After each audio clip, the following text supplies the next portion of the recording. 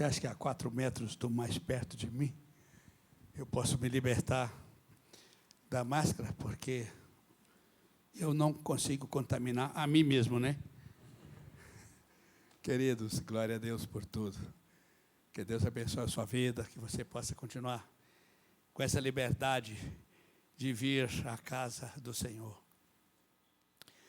Nós temos tido nossa comunhão, como diz o pastor, através da live, através das nossas conversas, através da internet, mas é tão importante o lugar, é tão importante estarmos aqui.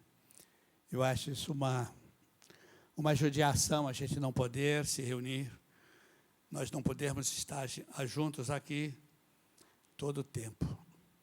Eu quero, antes de nós orarmos, ler um trechozinho que Paulo escreve no capítulo 4 da sua carta aos irmãos da igreja de Éfeso, quando ele fala esse prazer, esse gosto de estarmos juntos, de termos comunhão uns com os outros.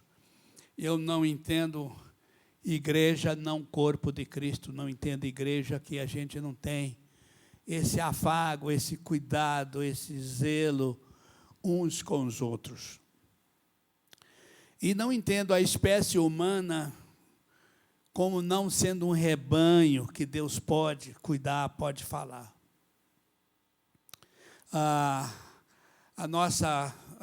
Essa criação humana foi de Deus, foi Deus que fez, e os habitantes da face da terra é um rebanho de Deus. Muitos das frações deste grande rebanho vivem como selvagens, sem conhecer Deus, sem buscar a Deus, mas o dono continua sendo o Criador. Deus continua sendo o Criador desse grande rebanho espalhado pela face da terra. E a unidade que se separou para servir a Deus, juntos, glorificar a Deus, exaltar o nome do Deus Todo-Poderoso, o Deus Criador. E a gente tem essa percepção, esse sentimento, através da ação do Espírito Santo na vida da gente. Como que você sabe que Deus te ama, que você está com Deus e que Deus está cuidando de você? É um senso espiritual, uma coisa quase inexplicável, mas que você sente na sua vida. Pela oração, pela comunhão, aqueles momentos que você separa para falar com Deus, para conversar com Deus, sobre você e sobre o seu próximo, sobre os seus semelhantes, os nossos semelhantes. Nós temos essa percepção, porque não adianta a gente criar outra forma. O Espírito Santo está ligado na gente a Jesus Cristo. O Espírito Santo é uma realidade na nossa vida. Tanto que quando você descuida um pouco, relaxa um pouco, e o Espírito Santo fala em você, testifica em você que você tem que mudar alguma coisa, e você dobra o seu joelho, o Espírito Santo lhe toca, você chora, você conversa com Deus, sozinho. Essa é a oração maravilhosa, aquela sozinho, que você faz sozinho, e que o Espírito Santo te renova, te responde, e cria alguma coisa em você. A igreja tem isso, só a igreja de Jesus Cristo, só o povo de Deus sente isso. E eu vendo isso aqui, Paulo fala de unidade da fé. A unidade é uns com os outros, uns aos outros. Nessa mistura nossa aqui, uma unidade que quase que inexplicável. Ele fala assim: rogo-vos, pois eu, o prisioneiro no Senhor, que andeis de modo digno da vossa vocação, a que fostes chamados. Então, quando nós nos convertemos, nós fomos chamados para estarmos juntos, para intercedermos, para clamar para o Senhor em favor dos outros.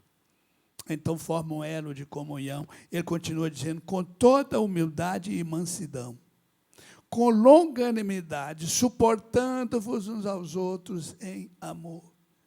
Esse é um detalhe. Quando se fala em suportar, está falando em carregar um peso, está falando em você enxergar mais o lado de dentro do que a casca, do que a parte de fora, do semelhante. Quando fala em suportar uns aos outros, é porque onde existem os humanos, tem conflitos, tem desentendimentos, tem reclamações. Reclamações justas, reclamações não tão justas. Tem coisas e a gente suporta, e suportar realmente é um fato de você segurar algum peso, uma coisa a mais, porque a nossa caminhada como semelhantes, ele continua dizendo, esforçando-vos diligentemente por preservar a unidade do Espírito no vínculo da paz, esforçando-vos.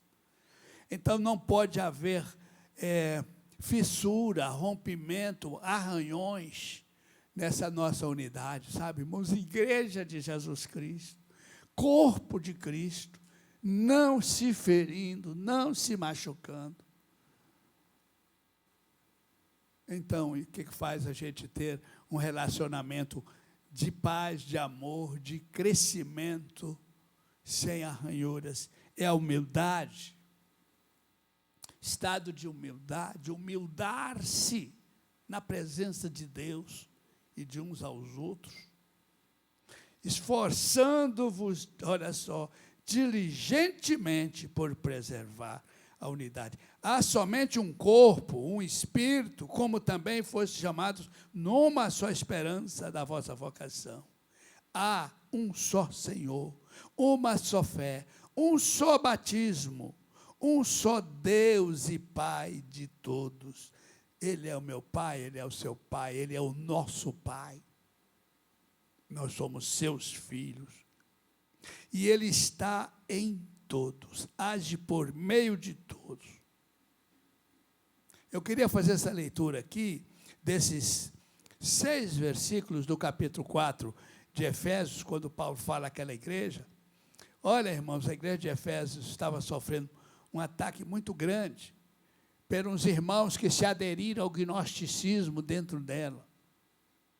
E o pastor de Éfeso, que era Timóteo, estava em grande sofrimento e tormento por causa desses gnósticos.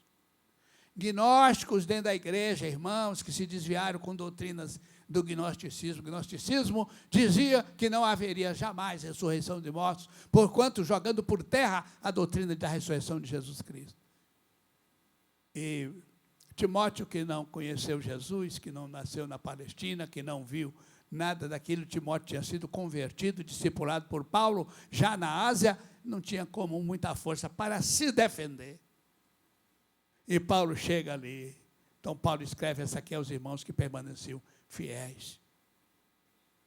Então, eu sempre que leio, eu procuro ir lá no contexto histórico para caminhar dentro desses detalhes para compreender melhor o porquê dessa escritura, desse tipo de escritura.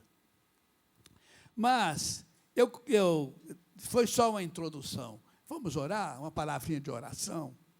Pai querido, eu quero com os meus irmãos, junto com esses queridos irmãos, buscar no Senhor inspiração, a graça, a bondade, a misericórdia, ó Deus, o entendimento, o amor por esta palavra, pois chegamos até aqui nesse momento de culto maravilhoso, quando o Espírito Santo tomou um momento de louvor e adoração ao Senhor, levado pelas nossas vozes, dentro desses limites estabelecidos aqui. E agora, meu Pai, eu quero caminhar com esta palavra linda, maravilhosa que o Senhor tem para nós. Senhor Jesus, nos dê a inspiração santa do Teu Espírito e nos dê a Tua graça, abençoando os nossos corações, para que todos nós possamos receber, Senhor, do Senhor, uma palavra que edifica a nossa vida nesta noite e por toda essa semana. Pai, muito obrigado, guarde o nosso coração, a nossa vida, a nossa comunhão e o nosso temor e ligação a Ti, em nome do Senhor. Amém e amém. Eu tenho caminhado com os meus irmãos nesses dias, falando sobre os milagres de Deus, a mão de Deus agindo sobre o povo de Deus. Eu falei da vez passada sobre o milagre da libertação dos nossos irmãos do passado, os nossos irmãos hebreus, das mãos, das garras dos egípcios, depois de várias gerações, mais de 400 anos de escravidão e perda da liberdade dos filhos de Israel. Eu falei sobre essa história, a travessia e a festa após a travessia do Mar Vermelho. Falei sobre a festa, os cânticos, aquele momento de louvor de Moisés, Arão, Míriam, do outro lado, cantando e glorificando a Deus. Mas eu queria só um pouco de reflexão. Toda grande batalha, toda grande luta termina com alegria e com vitórias. Mas tem mais luta na frente, tem mais batalhas na frente. Nunca a nossa vida foi de festa do princípio ao fim. O garoto nasce, cresce, mamãe disciplina, e ele vai para a escola. Na escola tem mais dificuldades para aprender.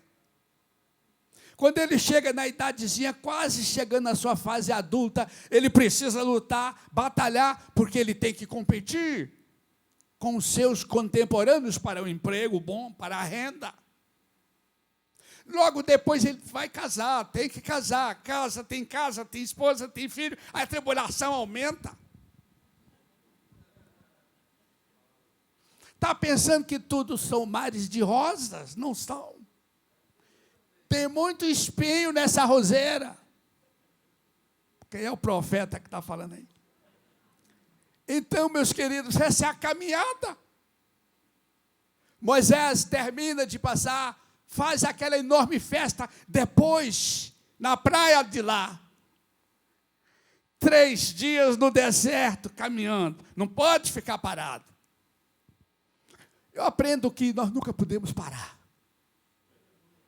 O dia que você parar, você já escolhe o local da sua sepultura. Não dá para parar. Está vendo, Lucas? Tem que pular aqui, Lucas, tem que fazer essa bagaceira mesmo, porque o Senhor Jesus se agrada de indivíduos vivos. O Senhor Jesus, Ele quer que o seu povo tenha alegria diante da guerra, diante da batalha. E a gente anda realmente numa velocidade, e precisa ser assim, acima dessa média, dessa mediocridade. A média é medíocre. Um pouco acima da média agrada mais, tá? 60 é pouco. 80 é razoável. E assim nós vamos vencendo. Aqui está. Moisés sobe com esse povo. E, aliás, irmãos, o povo sempre rebanha. O povo reclama. O povo glorifica quando está tudo bem e amaldiçoa quando está tudo mal. Impressionante. Esse negócio de parar, meditar, orar, esperar em Deus, é coisa para poucos. Moisés chega lá em cima, 3 dias caminhando no deserto. Aquela viagem, aquela caminhada no deserto, por ter idosos, crianças, gado, porque ele foi com tudo que tinha. E caminhar no deserto, você pensa que é rápido? 3 dias não dá nem daqui a Sobradinho, talvez. Quem anda pelo deserto, naquele local, ele para onde tem buritis, palmeiras, tem água. Então eles iam caminhando até chegar perto do negócio, para ver se a água prestava.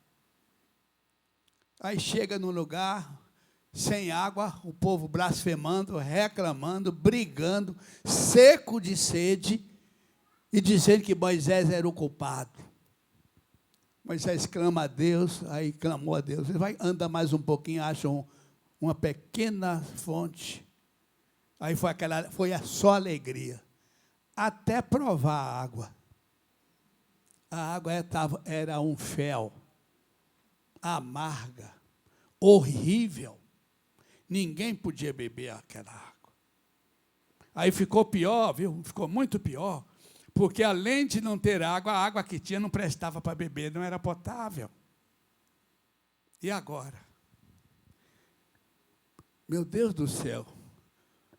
E o povo reclamando, o povo brigando, o povo dizendo, olha a água que você não está para beber. E Deus diga para ele, olha, mostrou para ele uma árvore.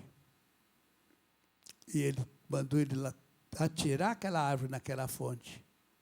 Ele corta a árvore, tira, joga naquela fonte. A água fica doce. Capítulo 14, verso de 15 em diante de Êxodo. Livro de Êxodo, capítulo 14, versos até o verso 26. Então, ele, de 22 a 26, ele clama a Deus, e Deus faz esse milagre. Mas nós gostamos de milagres, não é verdade? O que mais me impressionou na minha caminhada não foi as pessoas que se entregaram para Jesus através do meu trabalho. Porque a pessoa entrega a vida para Jesus, ela se converte, é batizada.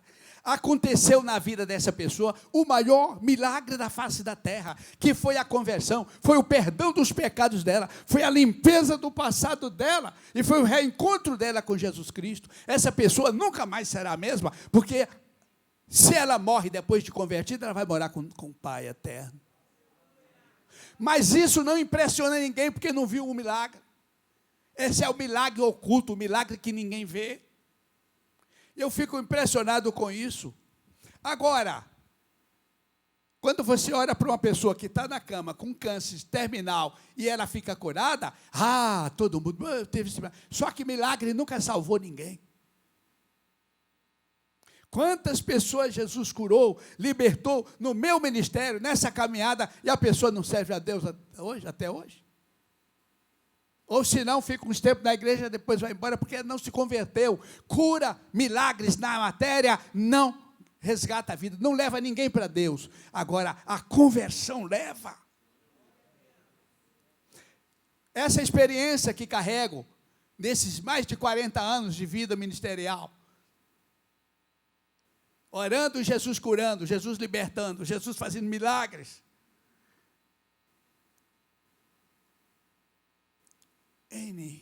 Uma enormidade de milagres, tudo grande. Milagres de curas espetaculares. Mas essas curas, esses milagres, que marcou a minha caminhada do ministério, não salvou. Se o irmão já era cristão, aleluia, está salvo. Mas se não era, se tinha uma fé meia que balançava, não edificou. Edifica por um momento, mas não edifica para sempre. Agora a conversão, a entrega, isso para ser, porque perdão de pecado é o que importa para mim e para você. A limpeza que Deus faz na nossa vida, através do seu perdão, esse é o milagre que eu quero. Então aqui, ele chega com esse povo, e todos bebem, e todos saciam a sua sede, e fica todo mundo feliz por um momento. Momento de tribulação, antes momento de louvores, depois momento de mais tribulação, agora momentos de louvores. Parece que o povo anda de acordo com as circunstâncias. A conversão a Jesus Cristo independe de circunstâncias. A conversão é a mudança total de vida, sabe, irmãos queridos? Olha só o que Deus fala com Moisés. Ele diz assim, lá no final, depois desses milagres, depois dessa bênção toda, ele diz assim, se ouvires atento à voz do Senhor teu Deus, e fizeres o que é reto diante dos seus olhos, e deres ouvidos aos seus mandamentos, e guardares todos os seus estatutos, nenhuma enfermidade virá sobre ti, das que enviei sobre os egípcios. Pois eu sou o Senhor que te sara.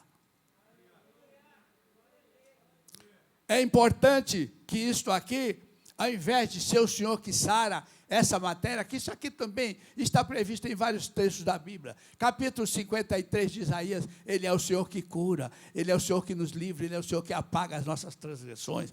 O escritor do Salmo 103, ele fala dele que perdoa os nossos pecados, sara, cura as nossas doenças e perdoa as nossas iniquidades. Ele faz uma obra completa na vida do convertido. Muitas dessas doenças são doenças da alma. A doença do físico é pouco importante. O que é importante é a doença da alma, aquilo que tritura o indivíduo por dentro, gera amargura e ele não tem prazer para viver. Essa é terrível. O Espírito Santo quer te livrar, quer curar, quer abençoar, quer resgatar a sua vida deste terrível mal. Glória a Deus. Ressentimentos. Pessoas que não aprenderam a se perdoar por coisas do passado. Terrível isto. Como pastor e que durante muitos e muitos anos dei gabinetes, e ainda eventualmente um aqui, outro ali, pessoas que tinham se convertido, arrependido dos seus pecados, e carregavam a culpa de abortos do passado, abortos provocados. Pecado é pecado, de todo jeito ele é pecado. Carregar a culpa dos pecados, depois da sua conversão, é uma inutilidade, uma perda de tempo. Você precisa se libertar também da sua própria vida. Deus lhe perdoou, você lhe perdoe. Deus tirou o fardo da condenação da sua vida, você tira o fardo da acusação da sua própria consciência, da sua própria vida. É isso que Deus fala ao seu e ao nosso coração. A conversão, meus irmãos queridos, é o maior milagre que pode acontecer na vida de um cristão. É o maior milagre. Para encerrar a nossa meditação, nossa reflexão, eu quero apenas mostrar algumas coisas que nos chamam a atenção, aquilo que nós consideramos importante e aquilo que é importante que nós não lembramos delas, tá?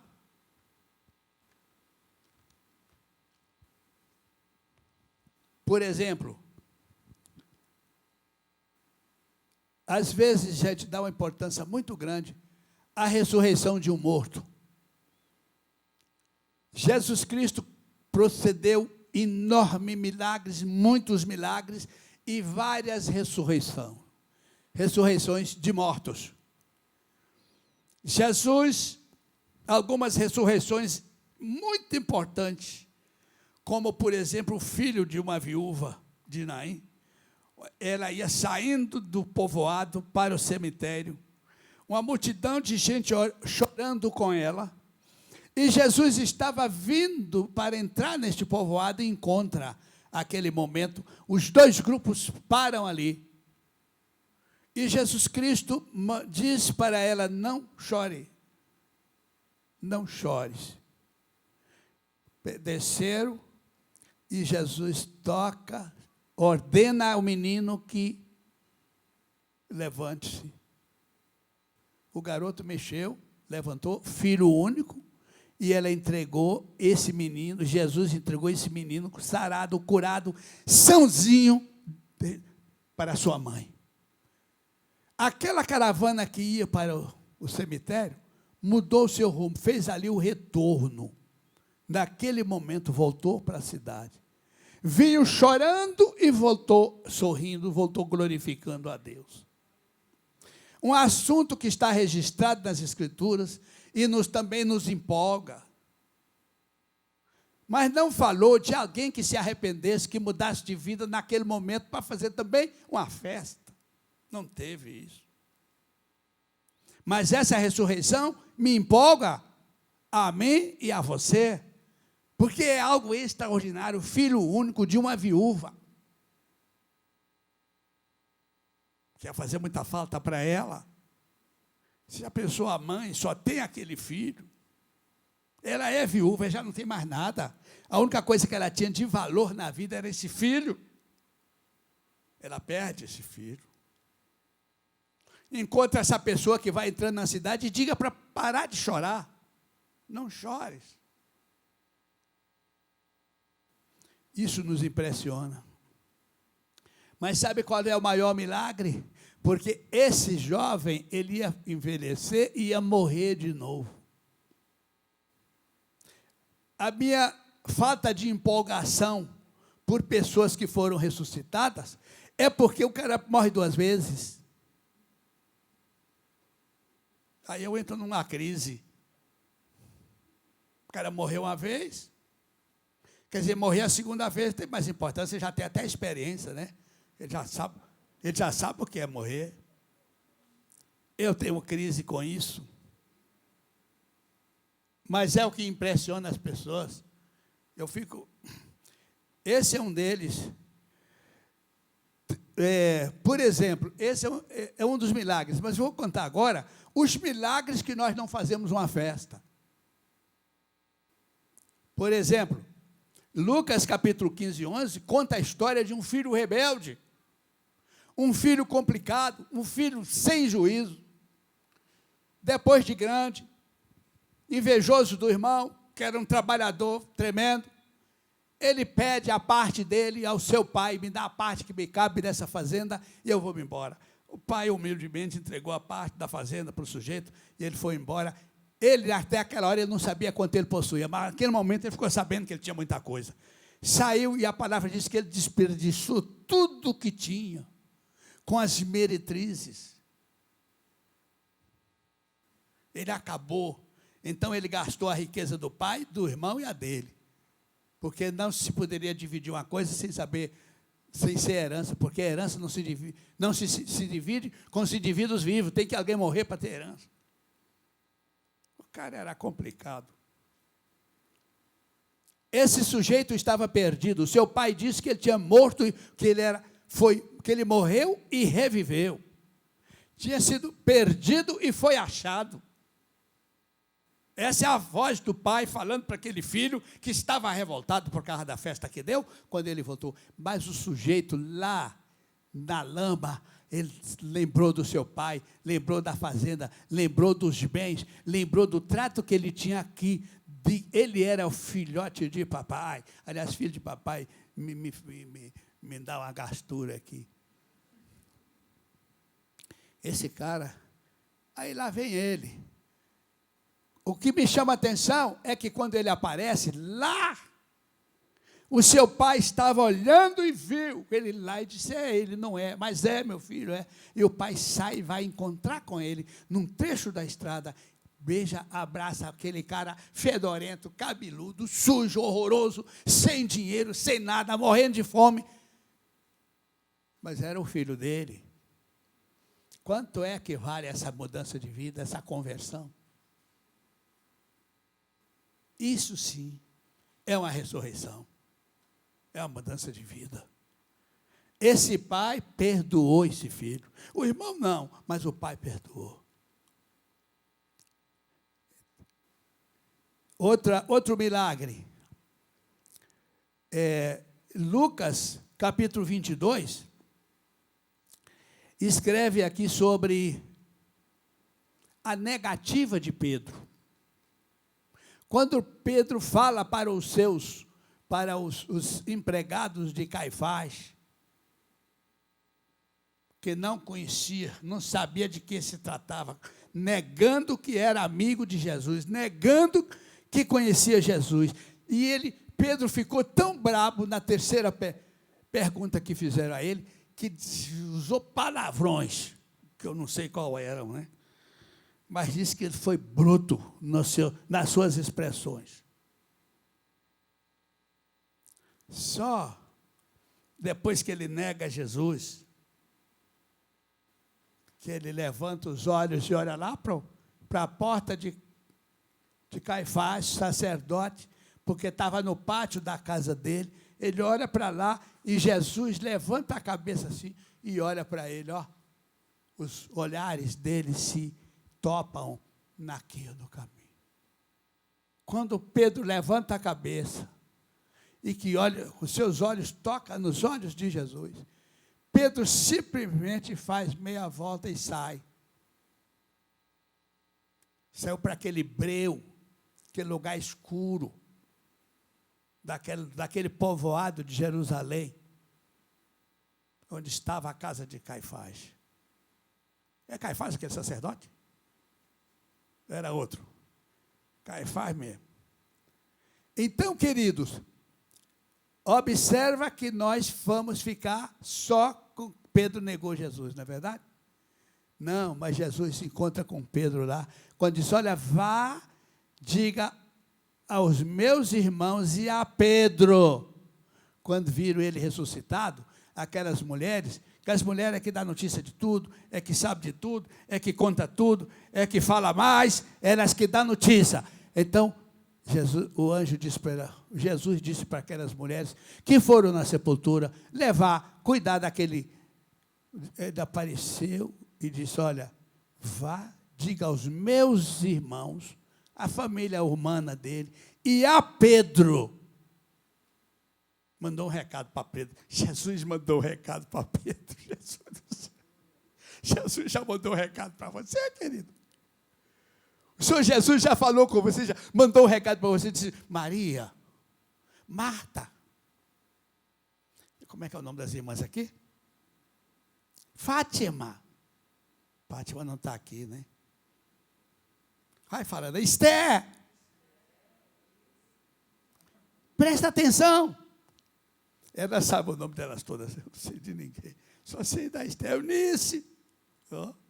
Estou ficando bom de memória, né, Eunice?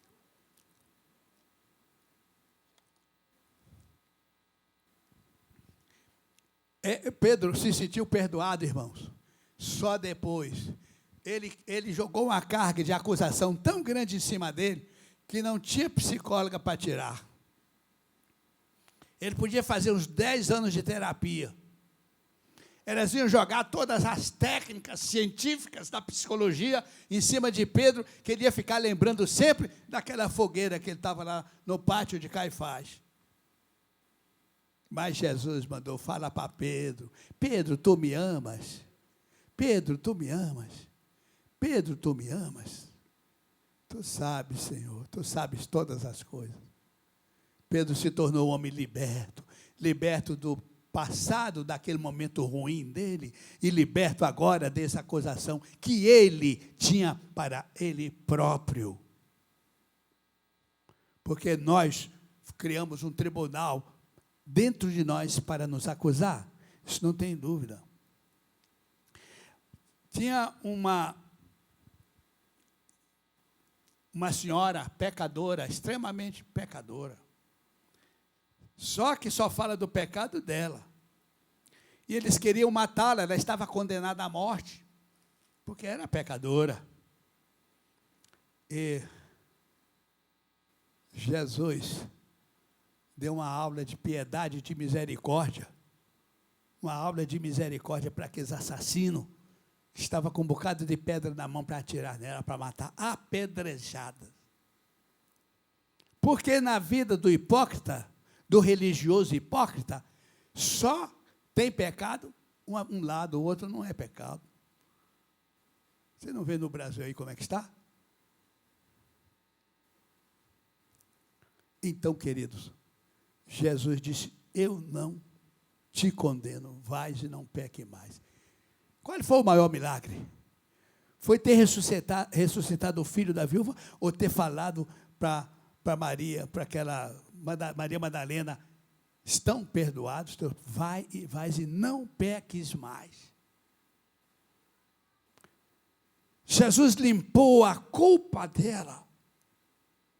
Ele perdoou os pecados dela. Aliás, nós somos profissionais do pecado.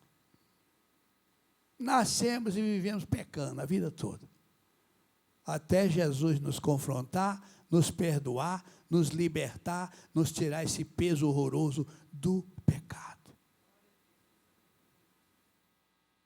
A coisa mais linda do mundo é você levar a sua vida livre do seu tribunal de acusação que você carrega dentro de você. Isso é maravilhoso.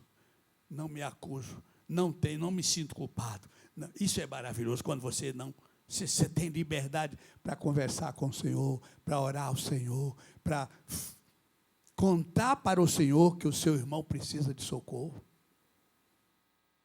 Você vai fazer uma oração de intercessão, você faz com toda liberdade e com toda segurança de que Deus está lhe ouvindo e Deus vai prover uma situação. Ou Deus vai curar, ou Deus vai levar alegria, ou Deus vai dar esperança. Deus vai falar alguma coisa com aquela pessoa. É interessante isso, sabe, irmão? Quando o coração está limpo, é maravilhoso, né? Bem-aventurados os limpos de coração, disse Jesus. Eu fui visitar uma senhora que estava com mais de 80 anos. 80 anos é gente idoso, quando está com 80 anos é bem idoso, né, velho?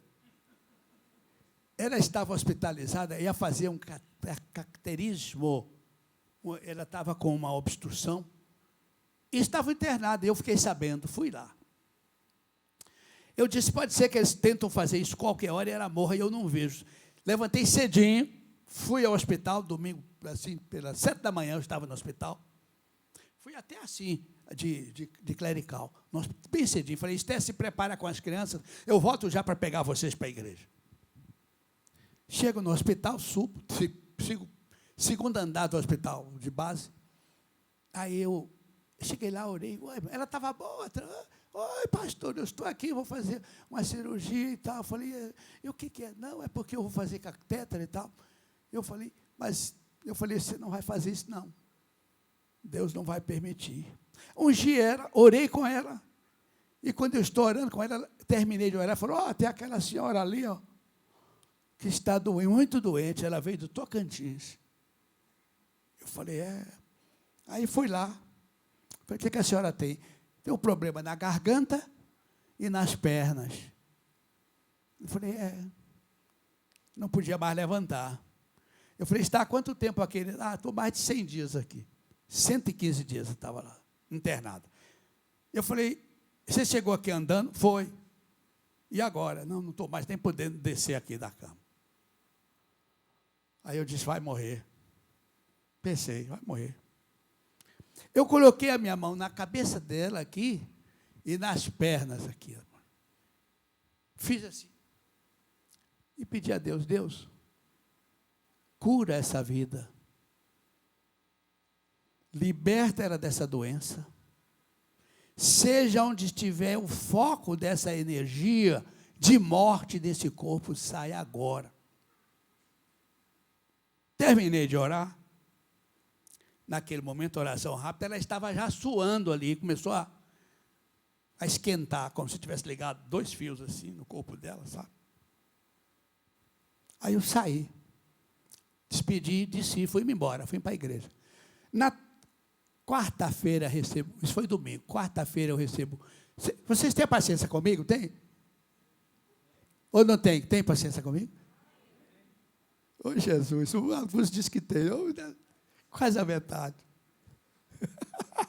Aí, pastor, por isso é que eu não posso pregar jogando para a cidade, né? Lá fora virou uma bagunça, cara, não me compreende, não está vendo meus irmãos aqui, né? Aí, eu recebo um telefonema na quarta-feira, aquela senhora que estava há 115 dias, me telefonando para orar para um filho dela de 15 anos, que estava muito doente lá no Tocantins, e que ela há muito tempo não via, para orar pelo garoto. E quanto a ela disse que aquela hora que eu terminei de orar, pula um sujeito do 8º andar da clínica psiquiátrica e lá naquele platô ali, bateu lá e acabou lá em cima. E todo mundo saiu, os doentes saíram para olhar da janela. O cara caiu, olha que trágico, né? E ela disse que naquela hora ela desceu também para olhar. Quando ela desceu, ela se sentiu firme, não sentiu dores nas pernas. Ela se sentiu bem. Ela disse, eu não volto mais para essa cama. E ficou zanzando no corredor do hospital, e os enfermeiros exortando ela para voltar. Volta para a sua cama. Não, eu não quero, não vou ficar mais aqui, eu estou me sentindo bem. Aí fizeram exame com ela, todos os glóbulos brancos estavam diminuindo, porque é o exército que combate a infecção.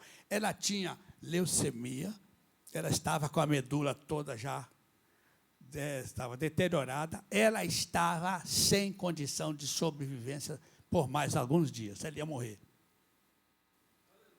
Jesus curou aquela mulher total e radicalmente.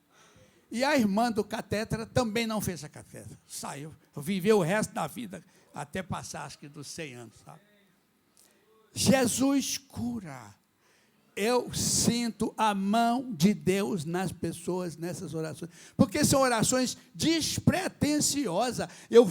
Meu Senhor é o Senhor que cura, meu Senhor é o Senhor do poder, meu Senhor é o Senhor da glória, é aquele que ama a gente.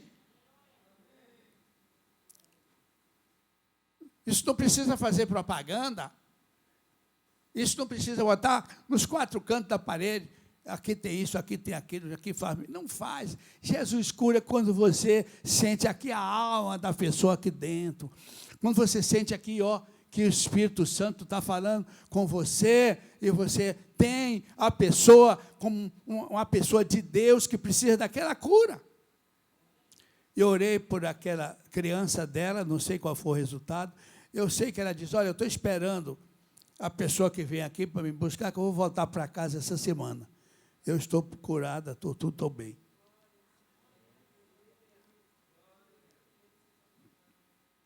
Irmãos, eu encaminhei aquela senhora para uma igreja lá.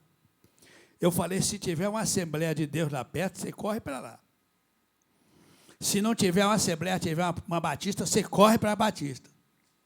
Se não tiver uma Batista, tiver uma Presbiteriana, você corre para a Presbiteriana. Eu falei, você não vai ficar sem igreja.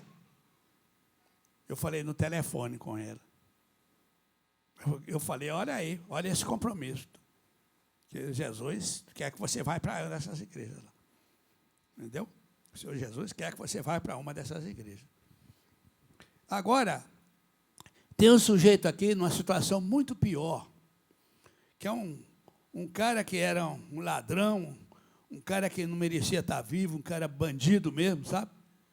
Estava lá na cruz, já estava pregado na cruz. Ele já estava todo cravado lá na cruz, os pés todos ferrados ali, todo ele, e Jesus no meio dos dois, bandido lá, sabe? Esse cara pede Jesus para ter misericórdia dele, sabe? Chamado ladrão da cruz. E Jesus disse, hoje você está comigo no paraíso. Você sabe o tamanho desse milagre? O histórico daquele indivíduo até chegar naquele ponto, ele estava, irmãos, queimando o último risquinho ali da vida dele. Ele tinha passado todos os anos de vida dele condenado ao pecado, condenado ao inferno, fazendo coisas ruins. O cara era ruim, tão ruim que os ruins crucificaram ele, porque aqueles que crucificaram também mereciam estar crucificados. Mas ele foi na frente, né? Crucificaram o cara, ele olhou para Jesus, brigou com o cara do outro lado, que disse que ele está aí porque nada fez, nós estamos aqui porque merecemos. Os nossos atos nos encaminham para isso aqui. Aí virou para Jesus, tenha misericórdia de mim. E Jesus disse, pois hoje você estará comigo no paraíso. Ele ia morrer, daí a pouco eles morreram.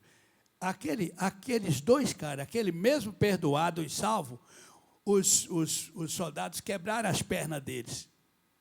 Passaram por Jesus e olharam, não, isso aqui não precisa. Foi para lá, quebrou as pernas do outro. Quem é que sabe por que ele não quebrou de Jesus? Qual foi o salmo que você leu que diz que nenhum dos seus ossos será quebrado? Tu lembra aí?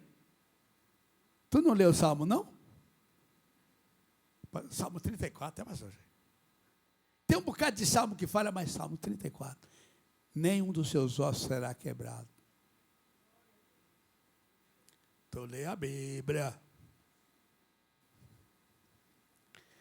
Então, queridos, esses são os milagres que marcam a nossa história.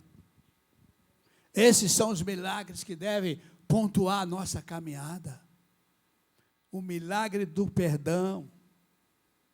O milagre da misericórdia de Deus. Perdão é o subproduto mais próximo do amor. Onde tem amor, tem perdão. Onde tem amor, tem perdão e tem resgate. Onde tem amor, tem perdão, tem resgate e tem salvação. Pense nisso. Amar uns aos outros, perdoar uns aos outros, pregar o evangelho uns aos outros. A minha garra e o meu prazer da igreja do sertão é porque lá no sertão tem muita feitiçaria, tem muito homossexualismo, tem muito abuso de meninas, de crianças, por aquela bandidagem lá. E é onde, o lugar pior é que eu quero ir. A minha vocação é para ir para lugar ruim. O pior lugar que tiver por aí, me fala que eu estou indo para lá. O lugar bom não precisa de mim. Precisa de mim, precisa do nosso ministério, Projeto Sertão, é o pior lugar do Brasil. Cidades pequenas, cheias de maldade, cheias de abuso, é lá que eu quero estar, que é para resgatar vidas, resgatar pessoas para a eternidade de Deus. Fácil, qualquer um faz. Difícil só quem Deus botou no meu coração as coisas mais difíceis para fazer. É difícil. Aí eu conto com vocês. Eu vou para esses lugares difíceis e vou arrastando vocês comigo. Ó, vem tudo aqui atrás. Essa caravana aqui atrás. Ó. Você vem cantando, vem dando glória a Deus, vem contribuindo. E eu vou criando condições lá com a sua vida. E assim eu vou caminhando. É assim que faz a obra de Deus. Deus não pede favor para nós. O reino nunca pediu favor a homem nenhum. Mas qualquer homem que se dispuser a fazer a vontade de Deus, o reino dele está presente e motivando vidas para entrar nesse reino, para fazer a obra de Deus. Amém, queridos? Vamos ficar de pé. Glória a Deus. Conto com vocês. Glórias a Deus por tudo. Então, o maior milagre qual é? É ressuscitar um morto ou ganhar uma vida para Jesus? Nós vamos ganhar a vida para Jesus. Nós vamos resgatar pessoas. Nós vamos evangelizar. Nós vamos dar testemunho da nossa salvação para as pessoas. Amém, queridos? Pai querido, de misericórdia e de bondade, eu entrego essa hora nas tuas mãos com muito amor no meu coração. E agradeço pela presença dos meus queridos irmãos aqui, meu Pai. Esse momento lindo, maravilhoso, esse momento de graça e de misericórdia que o Senhor tem derramado sobre as nossas vidas. Muito obrigado, meu Pai. Guarda o nosso coração, a nossa saúde, o nosso dia a dia, que eu possa, Senhor, vencer todas as etapas que o Senhor colocou diante de mim, com alegria, com paz, com segurança. Oh Deus, e vencer o mal, e vencer o mundo, e resgatar vidas para o Senhor. Me dá mais vidas, Senhor, para resgatar para o teu reino. Coloque mais vidas diante de mim, para que eu possa, Senhor, abrir a minha boca e trazer para o teu reino, para a tua presença, para a tua glória, para a tua vontade. Meu Pai, muito obrigado, no nome de Jesus, agora e sempre. Amém e amém. Glórias a Deus. Irmãos queridos, vocês podem falar lá com uns aos outros, que está tendo muito lugar aqui aberto. Se não der conta, viu, pastor Bispo? Se não der conta de entrar no site, porque é que nem eu que não sabe entrar em computação, pode vir que chegar naquela porta ali, e eu converso com a equipe lá, eu jogo tudo nas minhas costas, e eu acho lugar para todo mundo aqui, viu? Eu vou estar sempre aqui. Correto? Pode dizer, vem para a igreja que o Bispo Antônio paga o preço. Glória a Deus. Nós vamos cantar. Se na vida eu passar por tribulações, se meus sonhos me parecem não acontecer, Se minhas forças eu não tenho mais para lutar, eu descansarei, eu confiarei no Deus, na minha salvação. Se na vida eu passar por tribulações, se meus sonhos me parecem não acontecer,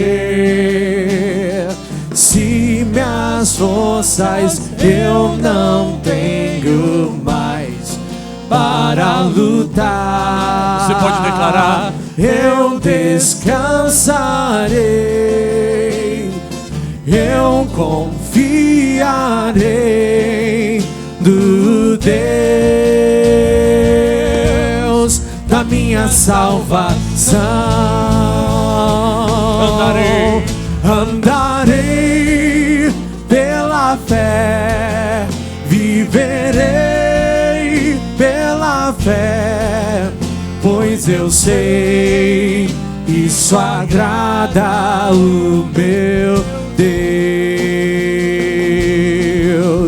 Mesmo se eu não vi, ainda assim eu vou crer, eu verei meu milagre acontecer. Aleluia. Você pode estender os seus braços aos céus. Muito obrigado, Senhor. Obrigado por essa noite. Obrigado por tudo aquilo que o Senhor ministrou. O Senhor falou através das canções, da palavra, da ministração da Tua palavra. Muito obrigado, ó Deus, pela comunhão. Que a graça do nosso Senhor Jesus, o amor de Deus e as eternas consolações do Espírito Santo sejam sobre nós e sobre todo o povo de Deus espalhado pela terra, hoje e sempre. Amém e amém. Que Deus abençoe a sua vida rica e abundantemente.